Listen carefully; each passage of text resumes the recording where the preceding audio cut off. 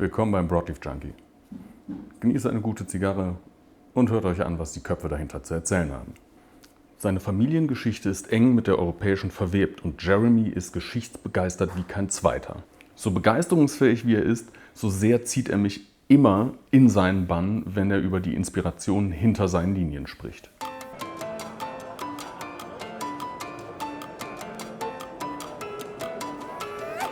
I would really love to just start by introducing yourself. Yeah, I'm ready to go when you are.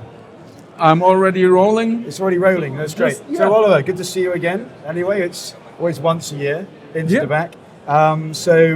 Those that don't know me, it's Jeremy Casdagli, Casdagli Cigars. And we were originally known as Bespoke Cigars because some people still around the world, when we did our name change in 2018, still people said, oh, you were from Bespoke Cigars. So we changed that to my family name, 2018. We're now, I suppose, in over 40 countries, 42 countries, something like this. And I've been celebrated 25 years in the business was 2 years ago when it came out with that double Corona. So if my maths is right, I've been 27 years now. And we are very famous for working in Dominican Republic with the Kellner family. They're very famous for Davidoff back in the day. Now they are not connected to that wonderful brand.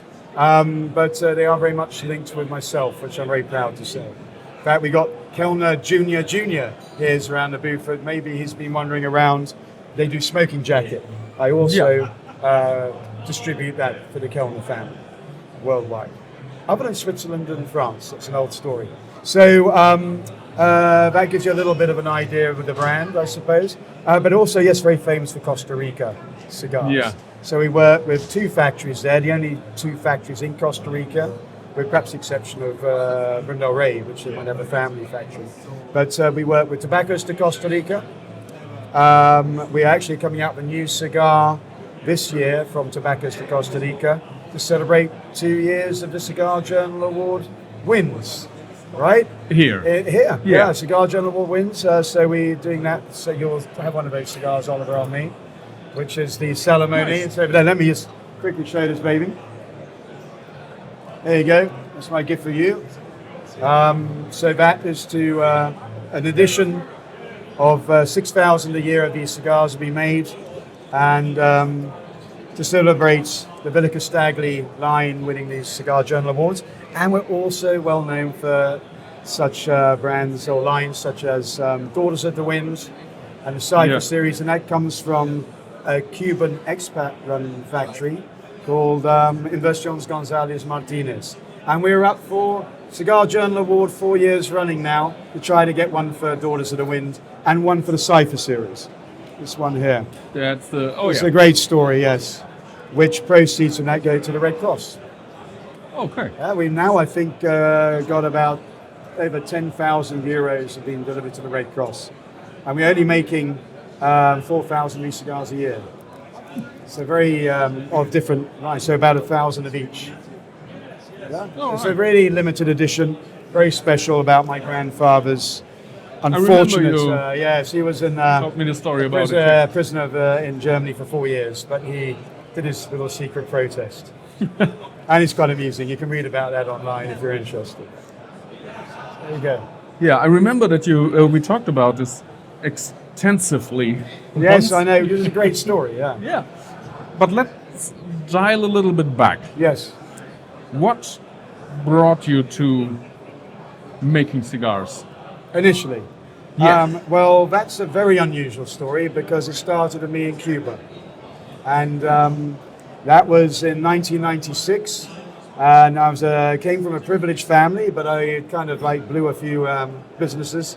And I was a scuba diving bum, basically. I was going around the world diving, and I was dating a beautiful lady who won the MTV Jazz Music Awards, I think when was that, 1994 or something. So she was a bohemian, and I was a bit nuts, and so I found myself traveling to Jamaica and Cuba, and went to the Morgan Harbour Hotel in Port Royal.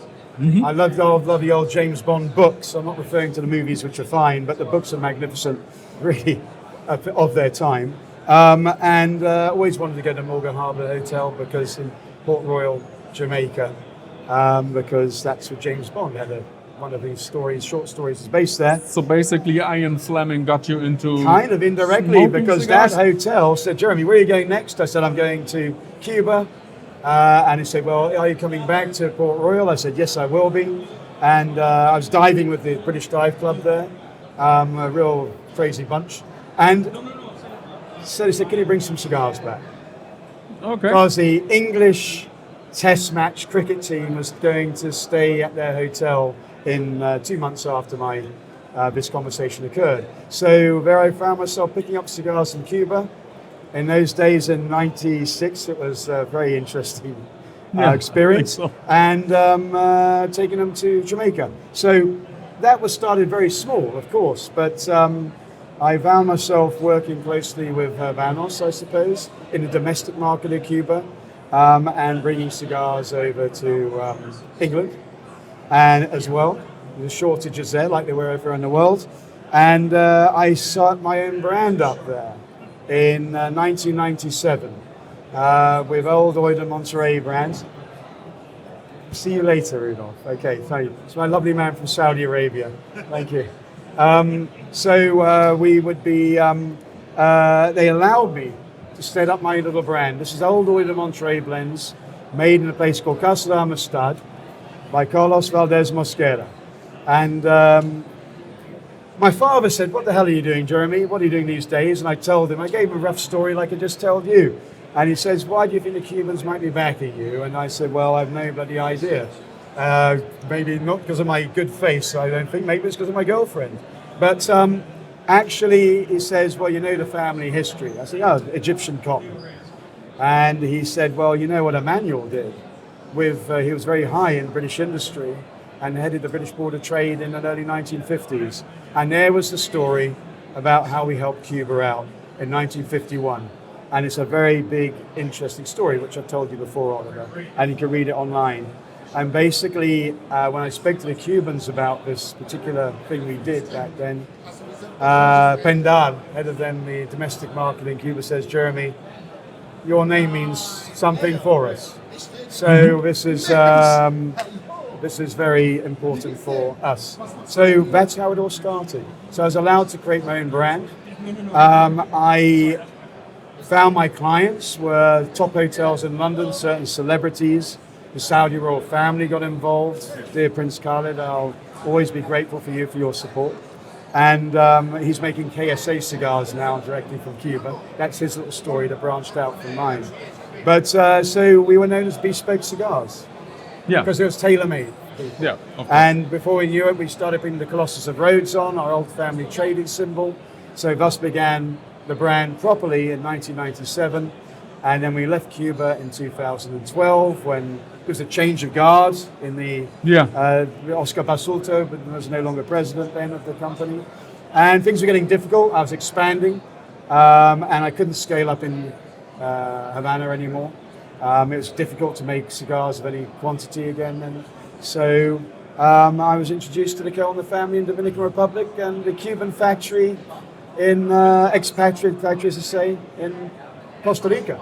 And so that goes back for relationships with all those three factories from 2012 onwards. So that's almost 13 years ago, 14 years ago now. Yeah, and it's So that's really, and I haven't looked back. And no, I don't work with Cuba anymore. I still have my heart with those people, and I hope that they have hard times for that country at the moment. Yeah. And I still am connected with my friends there. And I believe, rather like that Colossus, with his foot in two camps and his torch above him, I love my Cuban tobacco and I love New World tobacco. Neither is better than the other, No, but definitely they are not. just, both have their place. Exactly. And that is my feelings of this business. Yeah. Everything was Yes. working with tobacco in this industry, in this basically cigar culture. Yes, It has its place, has its... it has, I believe so, but you do see a divide in the families. So naturally, there's some sad history there from, Yeah. the Fuentes, the Padrons, and we know the story from the revolution. So that's kind of a potted history. I mean, interesting thing is that although we are now spread around the world, we're still, where people know about the business primarily and brands is from America. The American takes 80% of the world's tobacco. Yeah. But we only dipped into America later in my career because of all my markets I developed. You already changed the name of your brand to your family name when you did, I think. Yes, when we started getting bigger, then there was a trademark dispute between Alec Bradley and Alan Rubin's brand. So we could have argued it. They just wanted the word bespoke for America. I won't go to the details. But a lot of people, including Robert Caldwell, was a great friend of mine back in those days. And he said, Jeremy, change it to Casdagli. That's what your family history is about. That's the backstory to your brand. When we put Casdagli next to the Colossus, and I told my father this, who was then very proud of what I was doing for the first time in my life. And he, English are not emotional about many things, and he did not burst into tears. But he said, Jeremy, your grandfather would be so proud. You now married the Colossus back to the Casdagli. It hadn't been done since 1958. So when the family was thrown out of Egypt. So well, talking about backstory, and I know you are the right one to ask this. How much of an impact has backstory on you, on your brand, and how much do you use it as creative influence in blending a cigar and making a new line? It's a very good question, and I have been asked it a few times. In fact, I was recently on a podcast in Hungary with Peter Fusi, Continental Cigars, and he said, Jeremy, it's exactly the same question. So you can read, but still my answer here, but even better, you're going to get it from me and Oliver. So for any luxury product, you have to have these three elements, I believe. You have to have, be it Cartier watches, Rolex, or be it Bugatti, Rolls-Royce, Aston Martin. You have to have the backstory. Although those families made those cars and watches, and how the tank, Cartier tank got its name, all these things are fascinating. When people wear those watches, drive those cars, they choose that mark because of the story as part of it, essence of it. Right? So we have an amazing backstory with all our lines of cigars. We got when we talk a little bit about what the next release is, a fabulous backstory there as well. We can bore you with that later if you're interested. So backstory essential. You have to have provenance on your product. So if you're an Aston Martin, is that car being made where? Where are the parts? You're a Swiss watch, right? Yeah. Where are the parts being made? Do you still make in Switzerland? Okay, yeah. We make, as far as our tobacco is concerned, we have the Kellner family backing us in the Dominican Republic. This is one of the great families of tobacco. They said, Casdagli never heard of you, they might say in Kazakhstan. Heard of the Kellners? No, heard of Davidoff? Oh, yes. Well, and then you start telling what I just told you earlier. Yeah. Now they're interested. And the backstory is a nice thing to have with it. When you look at Costa Rica, those two factories, they make some of the most expensive cigars you can find in America. Think of Atabey and Byron. Oh, yeah. This is Tabacos de Costa Rica. And Vegas Santiago in Europe. This is Costa Rica. If it's in America, if you say, we're making cigars in Costa Rica, oh my God, they've got to be expensive. Well, actually not, because I don't take the piss on the prices. But actually it can be expensive because these are small boutique factories. And they have got a great name already made. El Septimo as well is coming out of some of these. Mm-hmm. These are expensive tobaccos. Yeah. So, and by the way, expensive cigars, in many ways, cigars, it's unsustainable what we're trying to do at the moment with the growth of the demand across the world. Cigars always used to be very elite for us Europeans. And used to. You remember a Monopoly board, you got a guy with a top hat and a cigar. Yeah. Right? So these prices used to be for the very, very elite people smoking, except in America. Mm-hmm. It's different there. You've got a cowboy movie, they're all smoking tobacco. It's a different lifestyle. They as they went west, they bumped into the Spanish and, of course, the indigenous populations there from when they landed, and they're all smoking tobacco, right? So hence it's a different vibe there. But so suffice it to say we have the provenance, the factories we use. And thirdly, it's got to work. Does it taste good?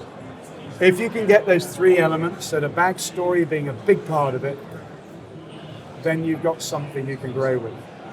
And something you already directly have something to talk about. Yes, absolutely. Each line has its history. So if you're somebody new getting into the business and you have no background as a family story, perhaps in luxury goods, which luckily we have, you could still make it work, but you've got to work a lot harder. I mean, look at, you mentioned Robert Caldwell. Yes, what was his unique selling point? He's completely off the wall. Yeah. I mean, he did something totally different. Or you look at our friend Philip Kugler, Cigar Kings. Well, actually, they've got a huge back story for the family there, but he doesn't really use it. But he's got this young vibe. So he's got this, like, the graphic design and all that dynamism he brings. He's got a rap song out there somewhere. Yes, Mr. Robusto. I think he got that free studio time because some big rap guy owed him some money and they gave him some studio money. So he has that vibe going on. So you got that story, you can create it. But in our case, we took at our family history. And you can draw from that. We do, and we have this old Daughters of the Wind line, which is all about Daughters of the Wind, about our horses, the Brothers of the Sabre, Napoleonic history. Yeah. So we have a big attachment to that, much coming out next year. We will talk about this later, I think you ought to, yes, it's interesting. But I would like to make a little detour because we were already scratching the surface of what cigar culture is. Yeah. What it's to you? I would say, for me, the best answer to give that is as follows. During the COVID period, we had our lounge open as a business centre. So you had lots of young Estonians. They had nothing to do. We're based in Estonia, so I should make that clear, in Tallinn. And so it was all about home tourism, wandering in the forests or in the wetlands. But suddenly there's this cigar lounge open as a business centre, which everybody had to sign, and they were going to do work there, and they were all separated. We did all that correctly. But these young kids said, "Can you tell them what cigars all are about?" And I said, "What's your name?" I'll never forget this conversation. He said, "Preet, what are you doing?" IT guy, yeah? Yeah, a young guy. He's 22 years old. Says, if you were to get involved, this is a hobby. It's not an addiction. We smoke for the taste. I think that's Carlito's famous expression. Smoking for the taste. Great. It's a hobby of ours. Now, if you should get involved in this hobby, it gives you the world. And he says, "What do you mean? Some sort of kumbaya moment?" I said, "No." I said, supposing you're turning up when this COVID thing ends and you're invited to meet an IT guy in Baku, Azerbaijan. You arrive a day early, you don't know anybody there, and your guy's not there to meet you. But you're a cigar smoker. You find a cigar lounge. Within an hour, you can know some of the locals, they can ask you what you're smoking, and especially if you're not one of them, where you come from, because you're both hobbyists. You'll know before you know it the best restaurants, whatever, you make friends, anywhere in the world. This is true. The culture gives you that. And it gives you, one, we smoke as a hobby, I smoke by myself, it's all about the taste. And then you've got the people around it that you meet around the world. Some of them can be complete arseholes, but actually over a cigar, you find common ground. Yeah, even with those arseholes. Even with those arseholes, absolutely. Yeah. So that's all I can say about that. As far as the culture, I said how different it is in America as compared to Europe. It's still, if you go to places like the Middle East, Poland as well, places young kids are dressing up to go and have a smoke. Okay. We've lost a bit of that, but it's still, it's still cool. We're still living, but our lounge is still beautiful. You're surrounding yourself in really nice, cozy places. Okay, but you're finding the youngsters are starting to dress up in this stuff. They're kind of like really showing off a little bit, which is nice. Okay. Except for me, I still look like a bum. Yeah, but that's Europe or Nordic. You go to the Nordics, you're getting that. You get the odd dandy, but you do. No, I mean, it's a part of it. Is like, for instance, if you go to Norway, it's a bit of like a Viking thing going on there. You got the guys with tattoos, and they kind of love it because it's a special thing, And so they've even got these Nordic Viking festivals. They got cigars are starting to be sold there, and it's a big deal because it's a kind of like a manly thing. Now you go to Russia, which we can't do anymore right now, or Kazakhstan, but you said a lot of Russian ladies smoking there. There's a lot of beauty involved. with the smoking in Russia. Maybe it comes from Catherine the Great. Is Who this knows? also changing the kind of vitolas that are asked for in these different countries, or is this Not at all. Not at all. Ladies smoke as we do. Now, Okay. sometimes they'll be a bit more open to smoking a Lancero. I mean, I love these slimmer cigars myself anyway. And here I'm smoking a Lonsdale we made for a chap in America who's a big business in China as well. It's beautiful. Anyway, something new. So ladies are more open to actually indulging into something outside of their comfort zone rather than the basic Robustos and Toros, whatever. They will smoke a Lancero but we should as well. We should all be smoking more of those cigars. So we were talking about cigar culture and assholes. Yes. Kind of a weird segue, but the EU is now again trying to Yes. kind of reglement cigars by making up new Rules. taxes, Oh. also high ones. Estonia's got the highest. Yeah.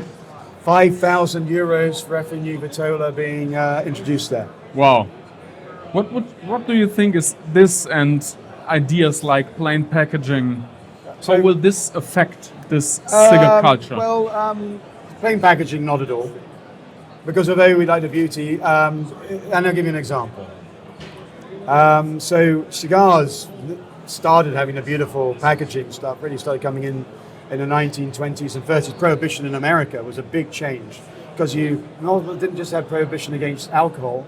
For cigars, you weren't even allowed to put the name cigar in a box. So they made the beautiful boxes, sort of like Pandora's box to invite you in. Some of the most beautiful printing came from, in fact, if you look at Darren Shofi's cigars, Principal Cigars, right? It's like cigar art. And he really got into that history. You should hear him tell you about that. And had the beauty packaging. So what we found in Ireland, our oldest clients actually, most long-standing, is Decent Cigar in Ireland. And we started making a house cigar for them. It didn't have any rings. It was just very basic, like how original Cuban custom rolls were made. No rings. That's like a kind of almost like it's a reverse snobism comes out, right? So we were selling 500 cigars, house cigars a month there for many years. Plain packaging came in Ireland. I remember Guy Hancock, who was then the proprietor of Decent Cigar, Jeremy, now's your bloody time. Everybody's going to have brown cigars, no rings, or very plain rings like white paper with prints on it. Yeah. Right? And now it's down to the quality. So with the quality, we went from 500 a month to 2,000 a month. We're now the biggest selling single brand in Ireland. With this house brand. Yeah, with the house brand. Wow. Okay. And so am I afraid of plain packaging? Absolutely not. So this one not? It's People are still smoking. Now, Yeah. what's going on? I think Marco Bilic, my dear friend next door, is the one that nailed it, because when they started putting all the warning labels and all this stuff and restrictions on, people are still smoking. It never stopped people from smoking.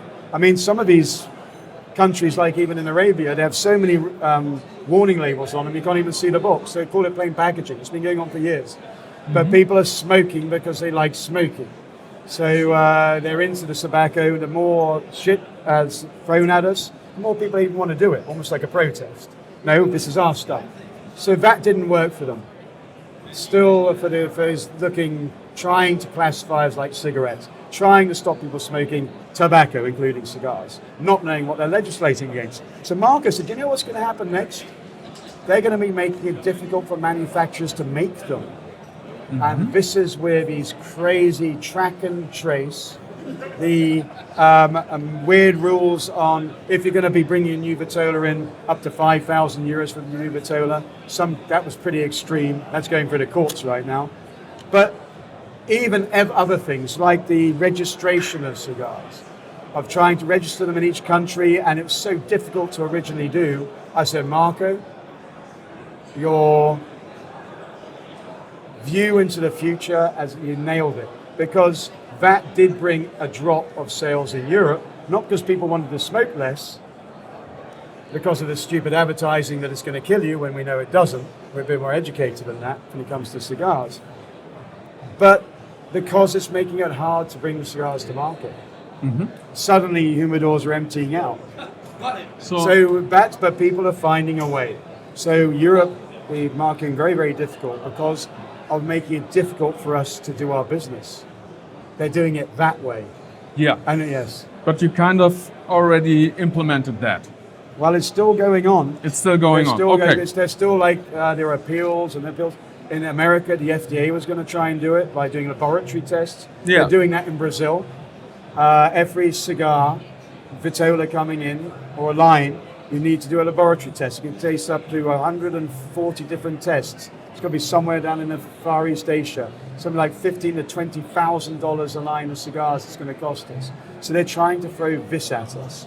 And it's working a little bit until the appeals and the court process goes through. But yeah. So that's what's going on. But there's still basically the idea of protests to go on. Yeah. Yes, the Brazilians are going to court against it. And in America they did it with, obviously you had the big companies like Arturo Fuente, Padron, Rocky Patel, Oliver. They got together with the PCA and successfully fought the FDA away from destroying the whole business in USA. And that is something that we have to do right here, right now also. You will find the link below the video. Very hard with fractured European countries. Yeah. We can't even put a European army together. But basically, even though we are fractured, we have kind intent. And people find a way. Yeah. People find a way. If you're in a country which you cannot get cigars, you're going to get them from your duty frees, you're going to still smoke. It's your hobby.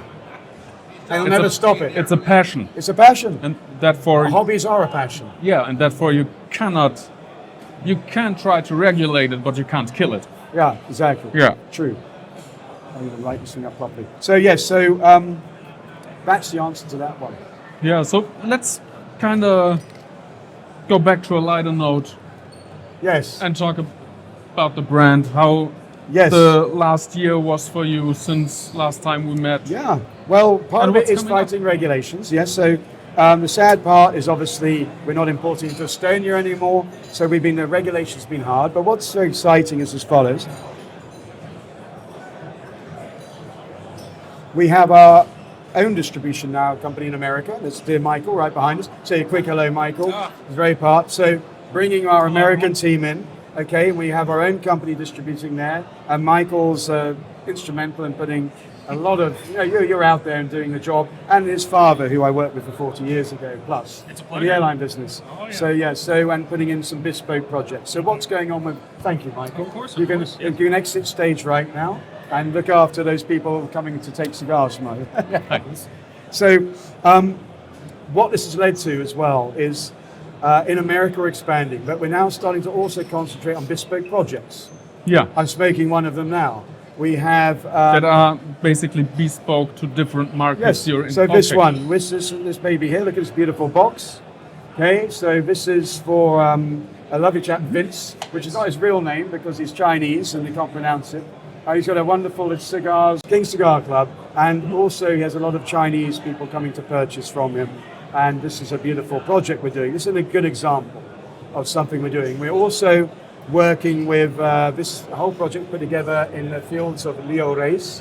So we have a new Dominican factory being put together from myself, from Bob de Goods. So it's a partner over in Dominican. Mm-hmm. And that's very exciting. New tobaccos, all this. We have some Casdagli cigar lounges opening in America from enthusiasts. I don't have to open myself, they're decorating it. We have Capital Cigars in Nebraska, doing an opening there in October, and a very interesting project about to open in the Middle East, but we can't talk about that now. Okay. So this is happening in the Alamo Gun Cigar Club. The Alamo is got a private gun club, mm-hmm. and I'm also doing a private Casdagli cigar lounges there. So that is one of the things that's very exciting. New cigars. Now we all have our hobbies. One of my hobbies is when I create something new, I'm now concentrating with Henry Kellner Jr. on his Brothers of the Saber. Look at this wonderful accessory. that's been created by you for us. Okay. It's a little saber thing, wonderful. We, I have been working on chessboards. I've always loved Napoleonic history. I've touched on it before. Yeah. But what I haven't mentioned before is what's coming next year. You teased it a little bit, but yeah. Yeah, you teased it. We kind of so each year we make for a French general and we make for a general from the coalition. Yeah. 2 cigars each. And we've been building this up now. We've done Austria versus France. So Radetzky and Lassalle. We've had Blucher against Ney, right? Marshal de Blucher was a great Prussian general. Prussian, yeah. Yes, and in fact I went to school with one of his ancestors, so that's what got me involved. But next year we honor Murat, who was a great French general in charge of Napoleon's cavalry, and the King of Naples. Came from a humble background. The backstories are wonderful of these people. And I'm going to try and publish those online. You can read it in the lids in our release of the cigars. We print the stories. They all got fascinating stories. But people are saying, Jeremy, but what about your family? You were Casdaglis. You were cotton merchants in Egypt and doing this, whatever, tobacco, Cuba, but no Napoleonic history of the Greeks. And my mother was the one who says, are you going to make for your ancestors from your grandmother's side? On my grandmother, my father's grandmother, because they were the Lowe family. And her great-great-uncle was Hudson Lowe, the governor of St. Helena, who was Napoleon's custodian for the last years of his life. So we are putting his story together, and I am going to be doing a bit of a crusade here, because Sir Hudson Lowe has been written out in history as one of the villains of history. Meant to be a petit martinet, as we call him, gave Napoleon hell for his last 5 years of his life. Look at pictures of him online. He's written in a cartoon, ugly character. But actually, that was French propaganda.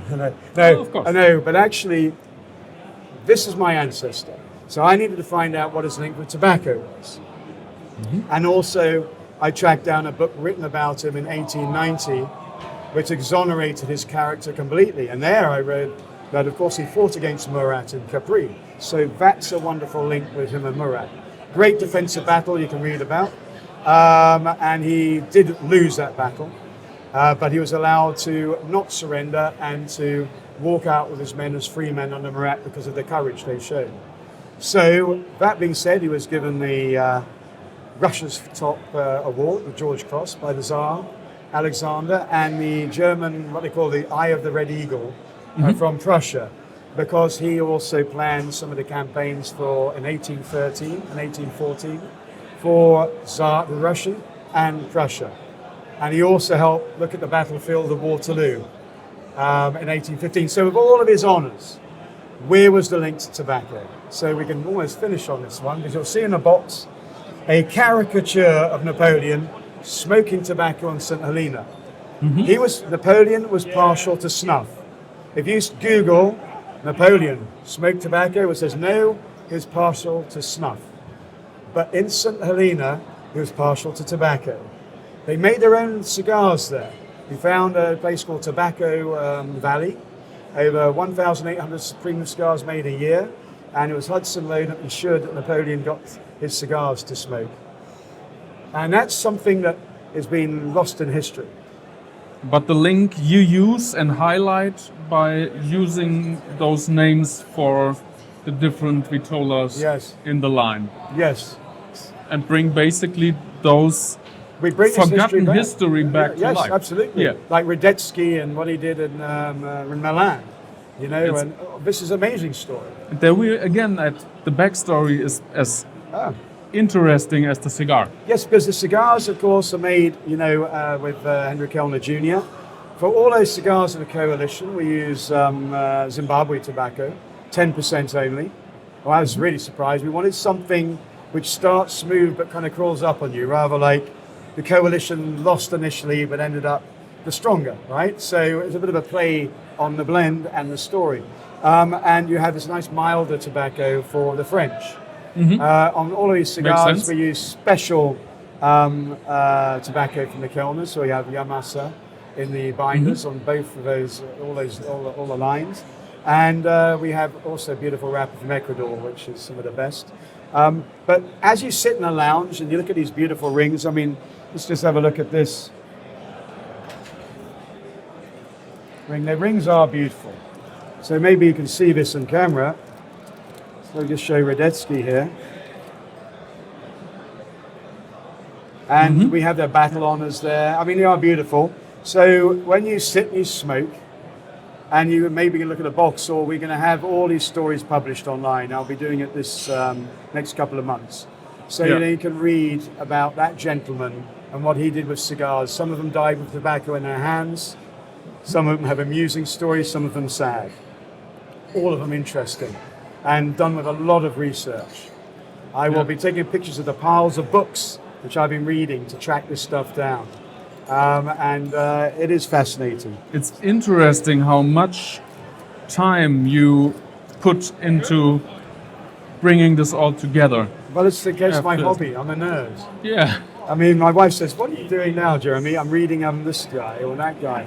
And I design the bands. Our designer perfects it with what he does, but I put the whole idea together and what I want. And, it is a passion of mine, history.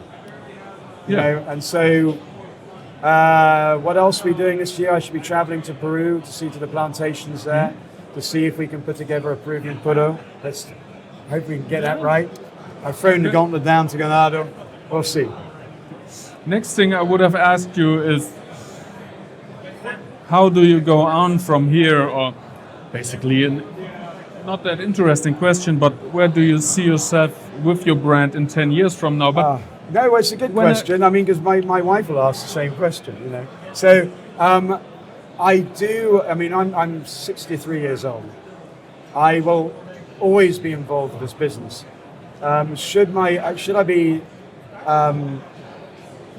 the brand might be bought. If the brand is sold, I'd stay with it to be an ambassador for it. If the brand isn't sold, I'll carry on doing. I'll have more people I need to work with me because I need to be in semi-retirement.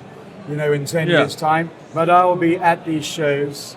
I'll be doing this until, as Charlton Heston said, out of my cold dead hands. Because but in this time, I absolutely just bloody love doing it. It's rather like Henke Sr. I'm sure, I don't know if he's here this year, but it was last year. You see him, and he's left Davidoff now, but he still wanders around to the shows.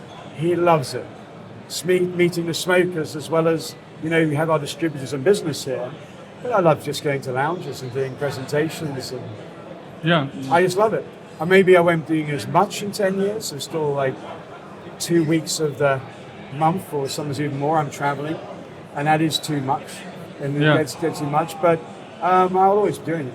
So there's the answer. The brand will be around, unless it isn't. We'll see what happens. But it won't be in my voluntary. So there's a lot of I want to be doing stuff that we all can be excited about in the future. Absolutely. Yes. Imagine if I came to a full stop, I'd probably fall asleep for 10 years. Rip Van Winkle. Hopefully there not. you go.